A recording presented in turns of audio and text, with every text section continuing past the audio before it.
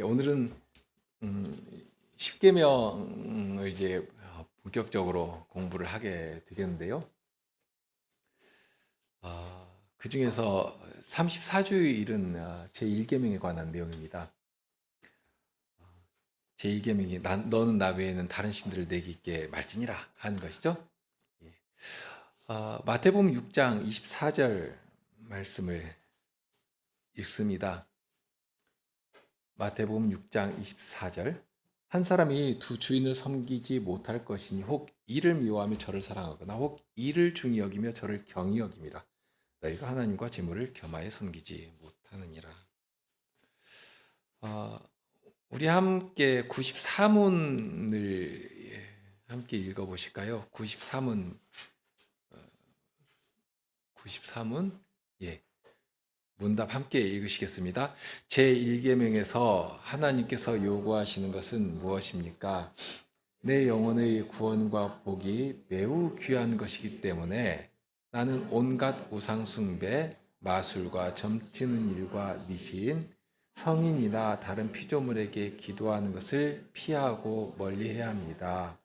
더 나아가 유일하고 참되신 하나님을 바르게 알고 그분만을 신뢰해야 하며 모든 겸손과 인내로 그분에게만 복종하고 모든 좋은 것들을 오직 그분에게서만 기대하며 마음을 다하여 그분을 사랑하고 경외하며 그분만 섬겨야 합니다.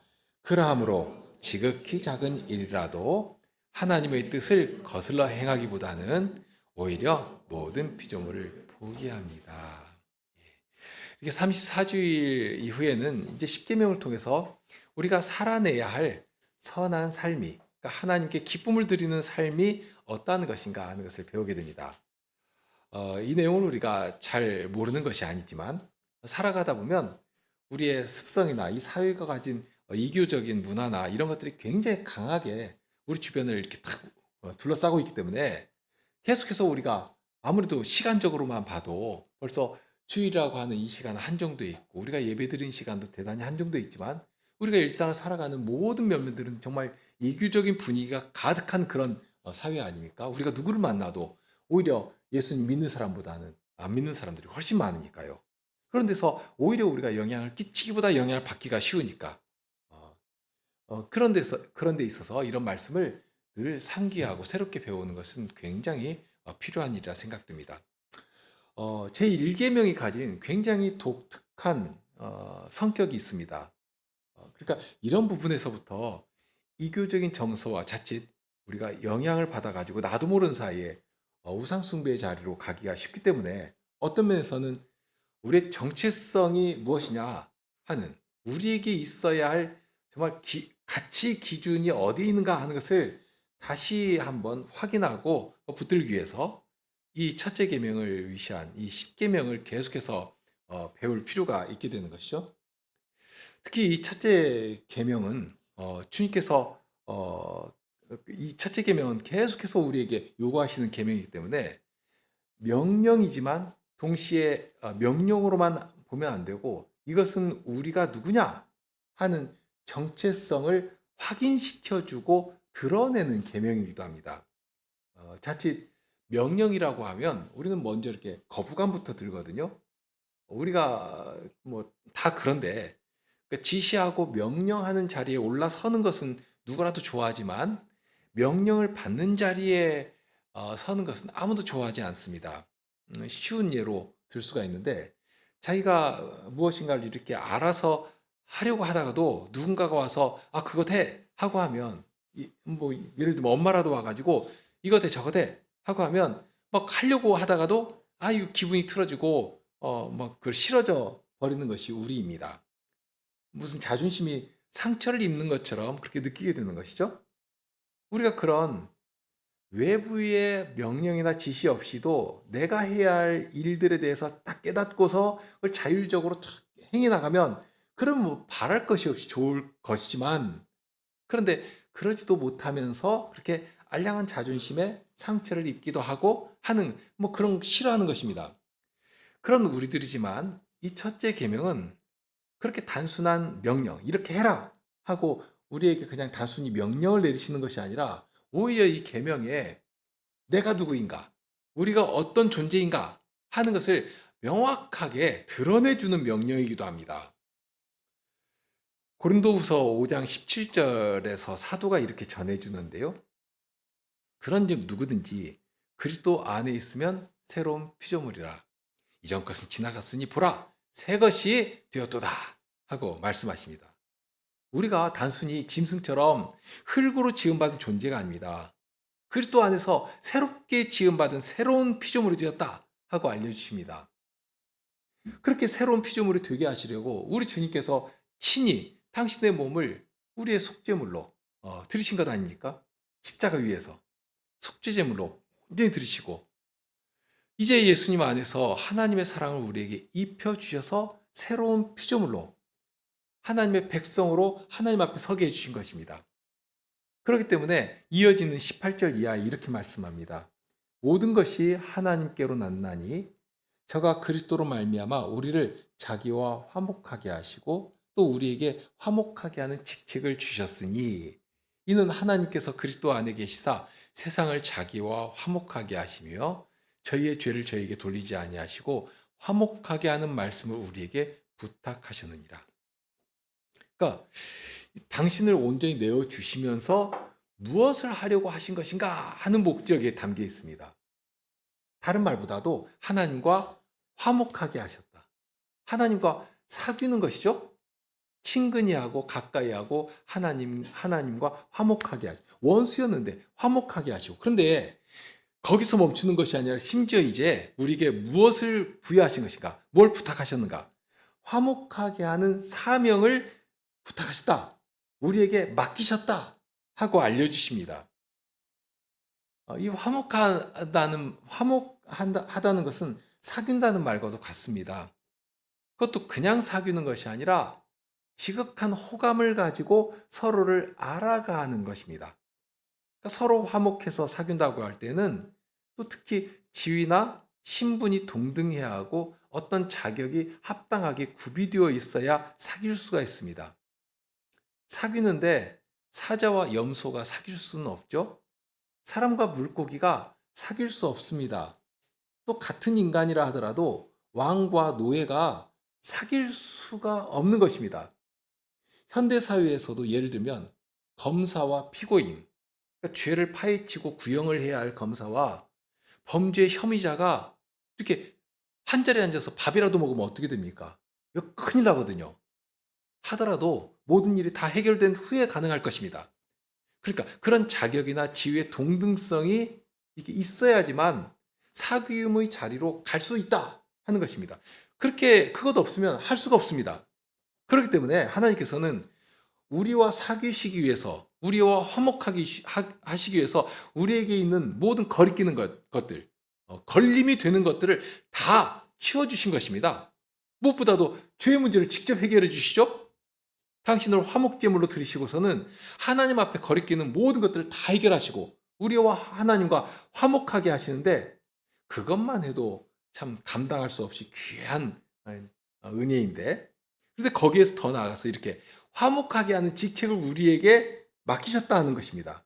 마치 예수님께서 우리의 화목이 되신 것처럼, 하나님과 우리 사이에 화목이 되신 것처럼, 예수님께서 하신 것처럼 우리도 예수님을 닮아서 하나님 앞에 서 있는 그 죄인들 사이에서 화목케 하는 직책을, 그 원수된 자들을 하나님께로 돌아오도록, 하나님을 알리고 하나님께로 돌아오는, 하나님과 화목할 길을 전하면서 하나님께로 돌아오도록 하는 그 귀한 일을, 그 사명을 우리에게 부여하셨다는 것입니다. 그런 직분을 감당한다고 할 때 가장 중요한 것이 바로 이 첫째 계명에 담겨 있습니다. 첫째 계명이 그렇죠. 너는 나 외에는 다른 신들을 네게 있게 말지니라. 여기에는 첫째로 어떤 자격과 지위가 부여되어 있는데요. 자, 십계명의 머릿말 혹시 무엇인지 기억나십니까? 출애굽기 20장 2절인데요. 그 앞에 나와 있죠. 나는 너를 애굽 땅 종되었던 집에서 인도하여 낸 너의 하나님 여호와로라 하는 말씀입니다. 그러니까 거기에서 이제 좀 독특하게 강조되면서 교차되는 것이 나, 너라고 하는 인칭대명사입니다. 그러니까 이것이 어쩌면 소유격이 강조되었다고도 말씀드릴 수 있는데요. 실은 그렇게 되어 있습니다. 나는 너의 하나님이라. 이것은 쌍방간의 어떤 소유를 확인하고 확정하는 표현입니다. 어, 사람들도 사랑하는 연인 간에 이런 말하면 참 좋아하죠. 이제 나는 당신의 것입니다. 넌 이제부터 내 거야. 뭐 이런. 이게 소유를 확인하고 싶어하는. 근데 그게 독점적이죠. 이제 아무도 당신을 어떻게 할 수 없어. 오로지 나의 사람이야 하는. 무슨 뭐 이렇게 사람이 시내버스나 택시도 아니고 이 사람 저 사람 뭐 창부처럼 그렇게 정함이 없이 그렇게 인생 자체가 바다에서 떠다니는 부유하는 쓰레기 섬처럼 둥둥 떠다니는 그런 인생들 아닙니까? 그런데 여기 보니까 하나님께서 우리를 독점적으로 이제부터 넌 내 것이다. 그런데 실은 내 것이라 말씀하시면서 당신의 이름을 우리에게 주시는 것이거든요. 이제 나는 너의 하나님이다. 야, 이처럼 복된 능력이 되는 일이 어디 있습니까? 그런데 여기 이 말씀을 하실 때 정말 이 이름을 주신 하나님이 어떤 분이신가? 이스라엘은 하나님께서 행하신, 그러니까 애굽에서 우리들을 구원하실 때 행하신 정말 놀랍고 두려운 일을 직접 보고 경험한 그 직후입니다. 정말 우리의 구원이신, 지금 우리를 하나님 앞에 세우시고 이 말씀을 하시는데, 흑암과 유암 속에서 지금 이 말씀을 하시는 것인데, 이 말씀을 하시는 하나님이 어떤 분이신가? 자기들과는 어떻게 한 자리에 함께 하실 수가 없는 정말 크신 분이시란 말입니다. 정말 두렵고 크신 분이시죠. 그러나 하나님께서 내가 이제부터 너의 하나님이라 하고 말씀하시는 것입니다. 부부가 결혼하고서는 이제 나는 당신의 것입니다 하고 이렇게 맹세하고 확정지는 말과도 다르지 않는 그런 말씀을 하시는 것이거든요. 하나님께서 우리를 너는 나의 것이다. 내가 너를 안다. 하고 말씀하실지라도 그 말씀이 힘이 되고 능력이 될 것입니다. 야, 하나님께서 이제부터 나를 아신다고 하신다. 정말 고위 관료가 나를 안다고만 해도 그 참 그 실력이 되고 힘이 되는 세상 아닙니까? 그런데 하나님께서 내가 너를 안다. 이렇게만 말씀하셔도 참 능력이 될 것인데요. 그런데 그런 정도가 아니라 하나님께서 당신을 내어주시면서 이제부터 내가 너의 것이다. 너의 하나님이다. 하고 당신의 독점적인 소유권을 우리에게 넘겨주시는 것입니다. 지금 그런 말씀을 하고 계시는 것이거든요. 이런 말씀을 하신 터에서 처음 하신 말씀이 뭐냐?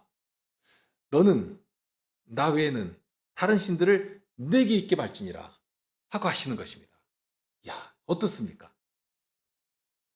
이 말씀을 들을 때에 야, 하나님 좀 너무하신 것 아닌가? 우리가 좀 마음에 드는 대로 이 신 저 신 골라서 섬기면 될 일이지. 뭐 내가 그 하나님을 섬기든 다른 신을 섬기든 뭐 이렇게 잔소리가 많으신가? 그런 마음을 조금이라도 품을 수 있겠는가 하는 것입니다. 그럴 수가 없는 것이죠. 아무리 패역한 자라 할지라도, 아무리 생각이 모자라고 천박한 자라 할지라도 그런 마음을 조금이라도 가질 수가 있는가? 오히려 하나님께서 이제부터 난 너의 하나님이니까 나 외에는 다른 신들을 내게 있게 말하라 하고 이런 말씀을 하실 때 오히려 그 말씀이 위로가 되고 안정감을 얻게 되고 정말 하나님을 향해서 감사의 심정이 넘칠 것입니다. 하나님께서 저리도 우리를 아끼시고 우리를 가까이 하기를 기뻐하시는데 우리가 이 크신 하나님 외에 이 하나님 외에 다른 누구를 섬길 수 있다는 말이냐? 애굽의 최고의 신이라고 한들 애굽의 어떠한 신도 실은 하나님의 손길 아래서 어떻게 된 것인가를 봤거든요. 아무것도 아니라 정말 전에는 굉장한 신으로 알고서 막 두려워 떨고 무섭고 그런데 우리 하나님께서 손을 들어서 한번 치시니까 저들의 모든 힘이라고 하는 것이 정말 종이짝보다도 못한 것이었구나 하고 이렇게 밝혀진 후입니다. 우리 하나님이 그런 크신 분이십니다. 그러니 우리 하나님 외에 다른 어떤 신을 섬길 수가 있겠는가? 오히려 다른 신 섬기라고 내어주신다면 그것이 슬픈 일이고 쫓겨난 일이 될 것인데, 그런데 오히려 하나님께서 당신을 주시면서 이제 나 외에는 다른 신 내게 있게 하지 말라 하고 말씀하시니 오히려 그것이 위로가 되고 힘이 되지 않습니까? 안정감을 얻을 수 있는 것이죠. 주님의 품 안에 꼭 안긴 것처럼 하나님께서 이렇게 첫째 계명으로 주신 말씀이 사랑의 계명이 될 수 있도록 이미 저들의 마음까지라도 이렇게 보듬어 주신 것입니다. 구원으로 하신 것이죠. 크신 구원을 주셨기 때문에 그 구원 앞에서 이제 나의 이 목숨도 이 생명 다할 때까지 하나님만을 사랑하며 하나님만을 섬기며 살겠다 하는 그런 다짐을, 정말 다짐을 또 했을 것입니다. 정말로 마음에서부터 나오는 큰 울림의 소리로 하나님만이 저희 하나님이십니다 하는 그런 고백을 했을 것입니다. 94문에서 가르치는 처음 내용이 바로 그것입니다. 내 영혼의 구원과 복이 매우 귀하기 때문입니다. 말할 수 없이 큰 구원이죠. 매우 귀하기 때문에. 뉴스를 보면 정말 답답하고 그냥 가슴 그냥 그 답답한 그런 소식, 기분 나쁜 그런 뉴스들만 가득 나오는데, 가끔 보면 참 기분 좋은 뉴스도 나오는데 정말 격금내기로 나오죠. 예전에 본 뉴스인데 소소한 그 뉴스입니다. 한 학생이 시내버스를 탔는데 마침 지갑을 놓고 와가지고 학교에 늦을 판입니다. 막 쩔쩔매고 있는데 어떤 사람이 이렇게 내가 대신 내주겠다고 이렇게 자신의 카드로 학생의 그 시내버스 요금을 대신 내주었습니다. 참 따뜻한 그런 소식들이죠. 실은 이런 소시민적인 따뜻한 정서들은 우리 주위에 참 많거든요. 그런데 너무 악한 소식들, 또 강한 나쁜 소식들이 많기 때문에 이런 소소하고 사람의 마음을 따뜻하게 녹여주는 소식들은 다 그냥 묻혀버리는. 그렇지만 이런 소소한 선행들이 우리 주위에 있기 때문에 우리 같은 소시민들이 이렇게 살아갈 수 있는 것 아니겠습니까? 자, 그런 일상을 살아가면서 받게 되는 자그마한 도움만 있어도 그로 인해서 기분이 좋아지고, 그런 말만 들어도 참 살아갈 만한 따뜻한 사회구나 하고 이렇게 느끼게 되는 것인데요.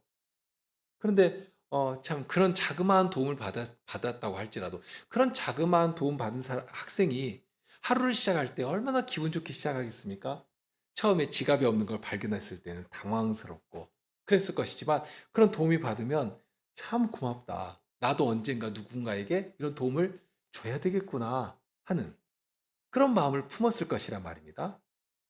그런 자그마한 도움을 받아도 이런 감사한 마음이, 그리고 어떻게 살아가야 되겠다고 하는 마음이 이렇게 수북하니 나오는 것인데, 그런데 우리가 받은 구원이 어떤 것이냐 말입니다.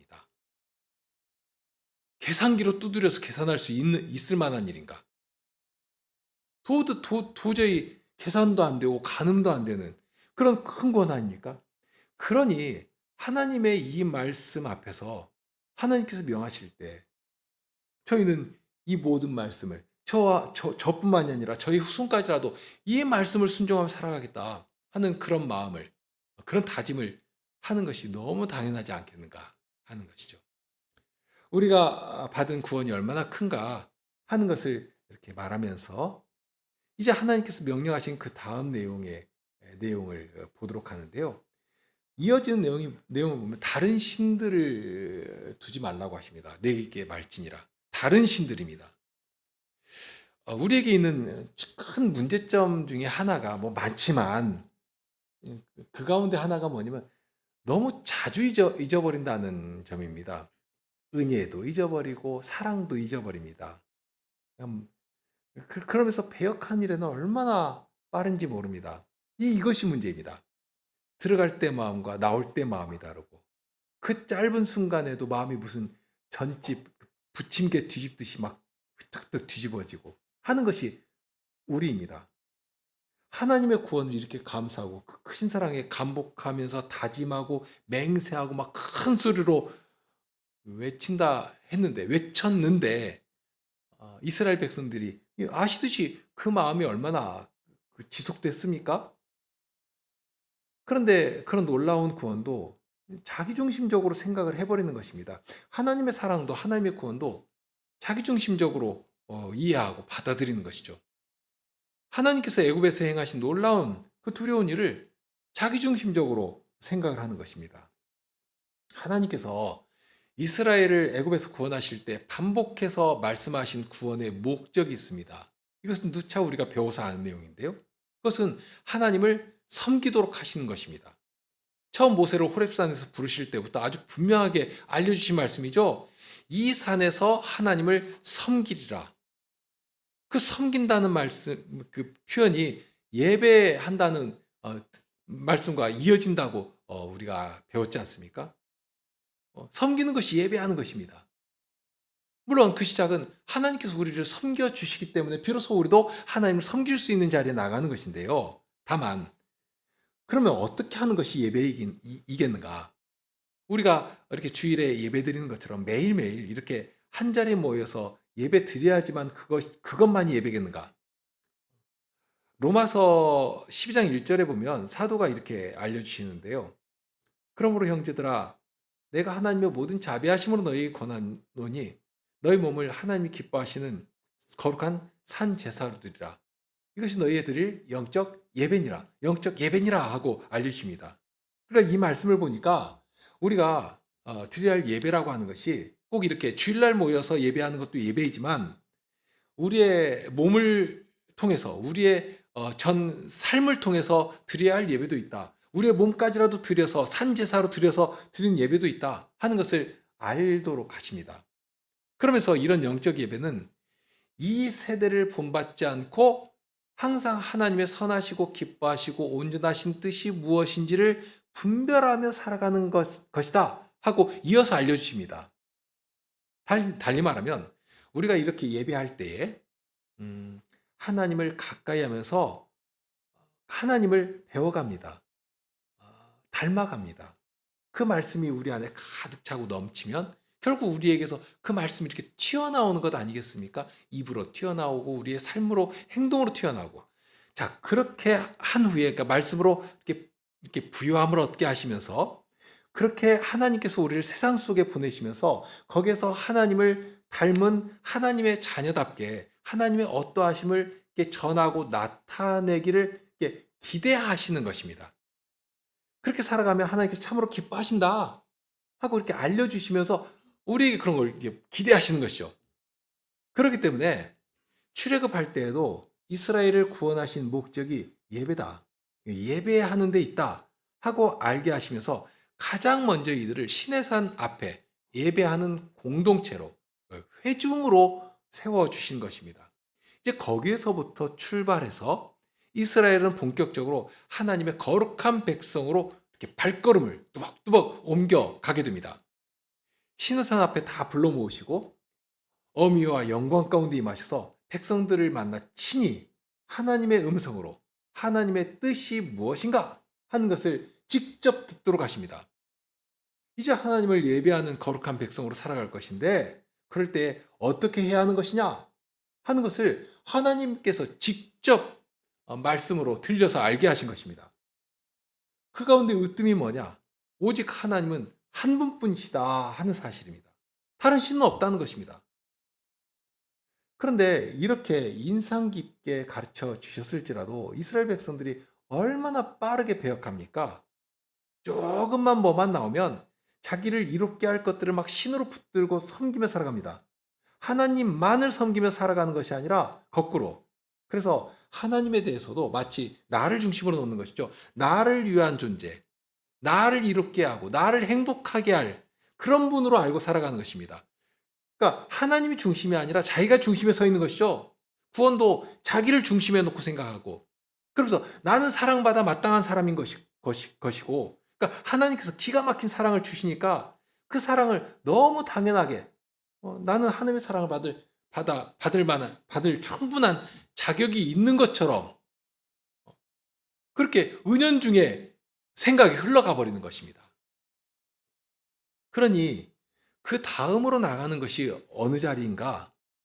딱 이스라엘이 그랬는데요. 그렇게 자기를 중심으로 놓고 하나님도 자기 행복이라고 하는 것, 자기 인생의 가치를 중심으로 놓고 이해하고 하니까 그 다음에 어디까지 가는가? 에레미야 3장 22절 23절 말씀입니다.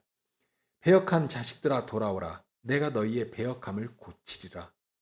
보소서 우리가 주께 왔사오니 주는 우리 하나님 여호와심이니이다. 작은 산들과 큰 산 위에 떠드는 무리에게 바라는 것은 참으로 화사라. 이스라엘의 구원은 진실로 우리 하나님 여호와께 있나이다. 그러니까 이스라엘이 배역한 것은 하나님의 돌보신 은혜가 없었기 때문이 아닙니다. 하나님께서 보이신 사랑의 증거는 차고 넘쳤거든요. 하지만 출애굽한 이스라엘이 보였던 태도가 무엇인가? 처음에 이 만나를 딱 주실 때 그 만나가 얼마나 맛있었는지 꿀 섞은 과자 같다고 했습니다. 그런데 조금 지나가지고 이 만나를 매일 먹으니까 이 만나가 입에 물리고 지겹습니다. 그러니 애굽에서 먹던 생선이나 외나 수박이나 부추나 파나 마늘 같은 것, 그런 것 좀 달라고. 그런데 그런 거 달라고 하면서 원망한 이유도 나오는데요. 우리가 정력이 쇠하도다. 이 만나 외에는 보이는 것이 아무것도 없도다 있습니다. 그러니까 이 정력 딸려가지고 못 살겠다. 정력이 좋은 음식 내놓으라 하는 것입니다. 이런 것이 인생입니다. 여기 다른 신들을 섬기는 이유는 그 섬겨서 자기 원하는 것이 성취되기를 바라는 데 있습니다. 자기 원하는 인생의 행복을 찾을 수만 있다면 얼마든지 무엇이라도 다른 신이라도 섬기겠다 하는 태도입니다. 그래서 예레미야 44장 16절로 18절에 있는 말씀이 있는데요. 내가 여호와의 이름으로 우리에게 하는 말을 우리가 듣지 아니하고 우리 입에서 낸 모든 말을 정령히 실행하여 우리의 본래 하던 것 곧 우리와 우리 선조와 우리 왕들과 우리 방백들이 유다 성읍들과 예루살렘 거리에서 하던 대로 하늘 여신에게 분향하고 그 앞에 전제를 드리리라. 대저 그때에는 우리가 식물이 풍부하며 복을 받고 재앙을 만나지 아니하였더니 우리가 하늘 여신에게 분향하고 그 앞에 전제 드리던 것을 폐한 후부터는 모든 것이 핍절하고 칼과 기근에 멸망을 당하였느니라. 이렇게까지 나가는 것입니다. 이렇게. 하늘 여신을 섬길 때는 내가 원하는 복을 아주 풍족히 받고 살았다는 것입니다. 그런데 객관적으로 생각할 때 하늘 여신 섬긴다고 하던 때에 아무 일도 없이 살았던 이유가 무엇이겠는가? 무엇이었는지 아시죠? 하나님께서 길 참으시는 것입니다. 이제나 저제나 하면서 이렇게 좀 먹고 살만하도록 하면 이제는 돌아올까? 하고 참으시면서 보살펴 주시는 것입니다. 저들이 하나님을 버리고 이신저신 음란하게 섬기면서 그렇게 나아가는데 하나님께서는 이제라도 돌아오라고 진노로 그냥 쳐버리시는 것이 아니라 이제라도 돌아오라고 계속 기회를 주시는 것입니다. 기회를 주시면서 기다리시는 것입니다. 그냥 참고 기다리시는 것만이 아니라 지금 선자를 보내셔서 계속 부르시지 않습니까? 말씀을 전하시면서 돌아오도록 하시는 것입니다. 돌아오려면 나에게로 돌아와라 하고 애타게 부르시는 것입니다. 그런데 끝까지 하나님의 인애를 멸시하면서 우상을 음란하게 섬기니까 하나님께서 저들을 징계 채찍으로 내리치신 것입니다. 내리치시니까 움찔하면서 야, 이건 내가 좀 잘못했구나 하고 돌아오는 척을 하는 것이죠. 자, 그때가 바로 이때입니다. 자기들이 하나님을 나름대로 섬겼다 하는 것입니다. 하늘 여신을 섬기던 데서 돌아와서 이제 여호와 하나님을 섬겼다 하는 것입니다. 그런데 그렇게 하나님을 섬긴다고 했는데 여전히 예전보다 더 안 좋더라는 것입니다. 자기들이 원하는 바가 이루어지지 않는 것입니다. 그렇게 되니까 어떤 자리까지 생각하는가? 야, 이거 봐라. 여호와 섬겨도 이거 별 수가 없는 것이구만 하는. 그러니 그래도 예전 하늘 여신을 섬기던 때가 좋았구나. 그 여신이 우리에게 행복을 주는 참된 신이었구나. 그러니 그 신 섬겨야겠다 하는 그런 말을 하는 것입니다.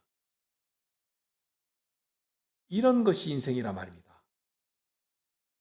하나님께서 원하시는 것은 하나님께서 당신을 내어주셨기 때문에 우리도 하나님께 우리를 전부로 드리면서 하나님만을 사랑하고 하나님만을 섬기고 하나님만을 자랑하며 살아가기를 바라시는 것입니다. 다른 모든 계명보다 앞서서 이 첫째 계명을 말씀하신 이유가 거기에 있습니다. 다른 계명들은, 이어서 나오는 계명들은 어떤 면에서 보면 이 첫째 계명에서부터 나오는 반응들이라고도 할 수 있거든요.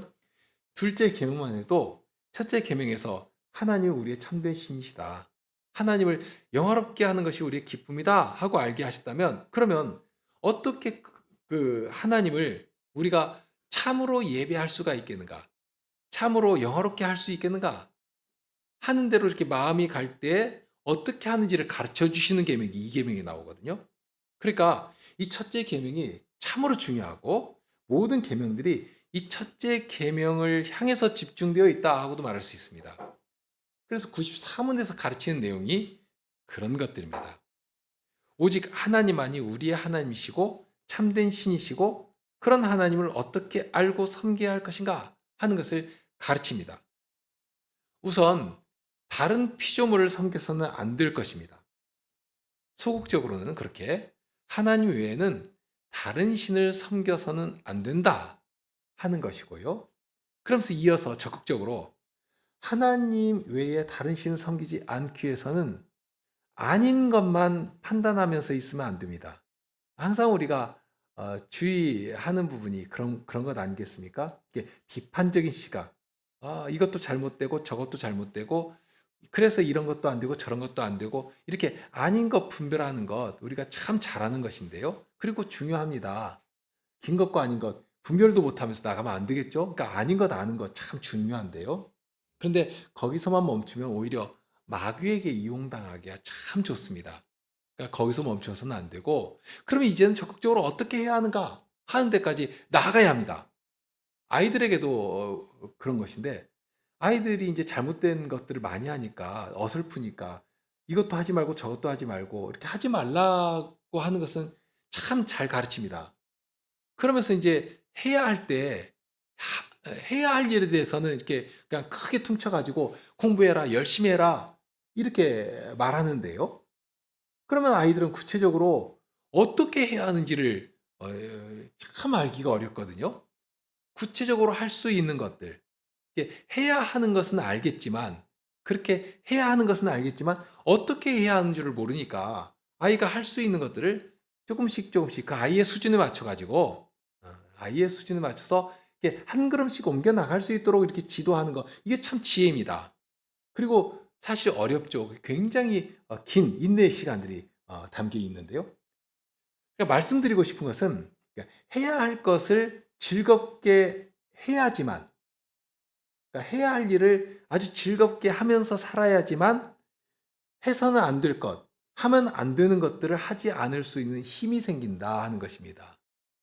그러니까 비판 가지고서 이것 아니야 하고 하는 것 좋지만 그것만 가지고는 아무런 힘이 발휘되지 않습니다. 그러니까 하나님 외에 다른 신을 우리에게 두지 않기 위해서는 하나님을 바르게 알아야 하고 하나님만을 신뢰해야 한다 하고 가르친 이유가 그것입니다. 그러면서 또한 그분에게 복종하고 그분에게서 가장 좋은 것을 기대하고 마음을 다해서 사랑하고 경외하고 그분만을 섬겨야 한다 하는 내용을 이렇게 쭉 이어서 가르치죠. 실은 이것이 믿음의 모습들입니다. 하나님을 바로 알고 전적인 신뢰를 하나님께 보내고, 그러니까 정말 나의 생각과 나의 모든 것들을 다 의탁해버리는 것이죠. 그래서 그 말씀이, 주님의 말씀이 딱 올 때 이해가 안 될지라도 주께서 말씀하신다면 제가 가겠습니다 하면서 복종하고, 이런 데서부터 하나님이 아닌 다른 신을 섬기지 않을 힘이, 능력이 생기는 것입니다. 예를 들면 어떤 위급한 상황이나 아쉬운 일이 발생하면 평소에 가장 신뢰하고 의지하던 것부터 이렇게 먼저 탁 머릿속에 떠오릅니다. 혹시 나 도와줄 사람 없겠는가? 하면 전화번호 찾고 또는 은행 통장 찾고, 이런 생각부터가 벌써 내가 평소에 무엇을 의지하고 더 바라고 있었던가 하는 것을 탁 보여주는 결정적 증거 아니겠습니까? 그러니까 평소에 무엇을 더 의지하고 무엇을 가슴에 담아두고 무엇을 바라며 살아가는가 하는 것들이 그런 위기의 순간, 결정적인 순간에 툭 튀어나오는 것입니다. 그러니까 여기 요리문답에서 가르치는 이 내용은 굉장히 실제적인 교훈이기도 합니다. 항상 하나님의 말씀 듣기를 게을리하지 말고 한 말씀이라도 들으면 어떻게 해서 그 말씀에 순종할 수 있겠는가 하면서 주님께 기도하면서 그렇게 주님을 의지하면서 나의 몸을 들이며 살아가는 것입니다. 그렇지 않으면 내가 하나님보다 더 의지하는 것 혹은 중요하게 생각하는 것이 무엇인가가 이렇게 우상처럼 나도 몰랐는데 실은 진짜 우상처럼 내 중심에 턱하니 있다가 이 결정적인 순간에 툭툭 튀어나오는 것입니다. 그러니까 우상이라고 해서 멀리 있는 것이 아니라 항상 가까이 있구나 하는 것을 주의해서 생각해야 합니다. 이런 내용들을 정리해서 95문이 우상숭배가 무엇인지를 가르치는데요. 95문도 함께 읽으실까요? 95문 함께 읽겠습니다. 우상숭배란 무엇입니까?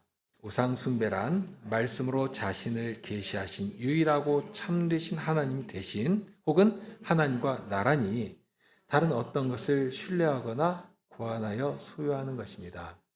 그러니까 우상숭배라고 하니까 자칫 불상 앞에서 절하는 것이나 혹은 어떤 이교 신전에 가서 예를 올리거나 이런 것만을 생각하기가 쉬운데요. 여기서는 그렇게 가르치지 않죠. 앞에서도 말씀드린 것처럼 하나님보다 더 사랑하고 더 의지하고 더 부여잡고 살아가는 것. 그러면서 우리가 쉽게 판단할 수 있는 것이 어떤 위기의 순간, 결정적인 순간에 가장 먼저 나의 의지를 무엇으로 삼고 살아가는가. 이것을 딱 생각하면 내가 얼마나 약한 존재인가 하는 것을 막 절실하게 느끼는 것입니다. 말로는 내가 하나님을 사랑하고 하나님을 나의 하나님으로 섬기며 살아간다고 했는데 이런 데서 나의 이 약함과 악한 본성이 툭 튀어나오는구나 하는 그런 사실을 알게 되는 것이죠. 그러면서 여기에 대신이라는 말 혹은 나란히라는 말도 함께 담아놨는데요. 이런 것도 대단히 주의해야 할 표현입니다. 우리가 우상을 섬긴다고 해서 결코 하나님을 버리고 섬기는 것 아닙니다. 이스라엘도 하늘 여신을 섬겼다고 했지만 하늘 여신만 섬긴 것은 아니었거든요. 하늘 여신도 섬기고 더불어 여호와도 섬기고 바알도 섬기고 더불어 여호와도 섬기고 이렇게 함께 섬기는 일이 훨씬 더 많았습니다. 마치 양다리 걸치고서는 필요에 따라서 이쪽에 힘주었다가 저쪽에 힘주었다가 하는 식으로 그런 두길보기 한다는 표현도 하죠. 이런 것들을 주의해야 한다는 말씀입니다. 우리도 하나님을 섬기면서 다른 것을 함께 섬기기 쉽다 하는 사실, 우리가 그런 약한 자들이다 하는 사실을 이게 인정하고 늘 주의해야 할 것입니다. 그러니까 전부가 아니면 아무것도 아닌 이것이 하나님을 섬기는 것입니다. 섬기는 일입니다. 우리를 전부로 하나님께 드리며 섬기기를 바라시는 만큼 하나님께서 먼저 그렇게 당신을 전부로 우리에게 주신 것 아니겠습니까? 그런 하나님을 그러니까 우리가 늘 새롭게 알아가고 하나님을 의지하는 것이 무엇인가를 우리 생활 속에서 늘 경험적으로 배워가는 일이 우리에게 굉장히 필요할 것입니다. 훈련을 해가야 됩니다. 막연하게 이론으로만 가지고 있지 마시고 무엇을 할지라도 어떤 일 앞에서라도 우리가 먼저 주님의 백성으로 하나님을 온전히 섬기는 주의 백성으로서 이 일을 결정하는 것인가? 이 발걸음을 옮기는 것인가? 이런 것들을 늘 이렇게 섬세하게 삶에서 경험하면서 이렇게 훈련해 가면서 그렇게 하나님만을 우리의 유일하신 참된 하나님으로 섬기는 백성의 사실을 증명해 내시면서 살아가시면 참 좋겠습니다. 한 주일 또 그런 훈련을 해 가시면 좋겠습니다. 함께 기도하시죠.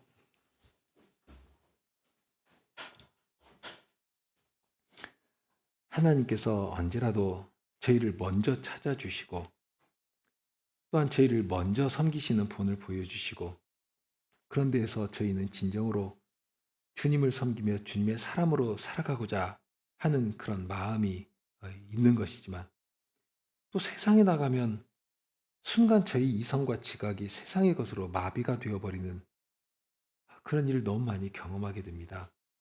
그런 때에 이렇게 말씀으로 저희를 찾아오시고 어떻게 하나님만을 가까이 하며 살아야 할 것인지도 알려주십니다. 주님, 저희의 악함을 주님께서 아십니다. 저희는 더욱 주님의 말씀을 묵상하며 주님께 기도하며 그렇게 살아갈 것이고 그런 자들이 되게 하여 주시고 그럴 때 주께서 항상 저희를 가까이 하시며 진리로 가르쳐 주시고 늘 주님의 사람답게 살아갈 수 있도록 최성식께서 저희를 붙드시며 은혜로 함께하여 주시옵소서. 우리 주님 예수 그리스도 이름으로 기도드립니다. 아멘.